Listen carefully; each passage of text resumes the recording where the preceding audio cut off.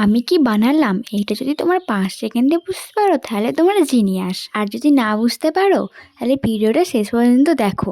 আজকে আমি ইনস্টাগ্রাম আর ইউটিউবে সবথেকে ট্রেন্ডিং একটা আর্ট এটা বানানোর জন্য প্রথমে আমি নিয়েছিলাম মোল্ডেড ক্লেটাকে একটা হার্ট শেপ দিয়েছিলাম। হার্ট শেপ দেওয়ার পর এটাকে ময়শ্চারাইজার দিয়ে পালিশ করেছিলাম, পালিশ করে শুকিয়েছিলাম। শুকানোর পর হোয়াইট কালার করলাম। কালার করার পর এখানে আমি পিঙ্ক কালারের কটা গার্ড দিয়ে দেবো। গার্ড দেওয়ার পর তার উপরে আমি হার্ট আঁকবো।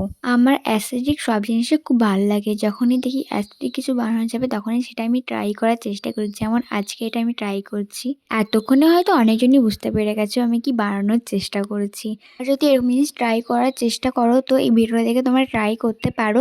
আর এরকম যদি তোমরা অ্যাস্থেটিক জিনিস বানানোর ভিডিও দেখতে চাও তাহলে আমার চ্যানেলটাকে ফলো করো। সামান্য মোল্ডেড ক্লে থেকে যে এত সুন্দর জিনিস হবে আমি কোনোদিনও ভাবতেও পারিনি।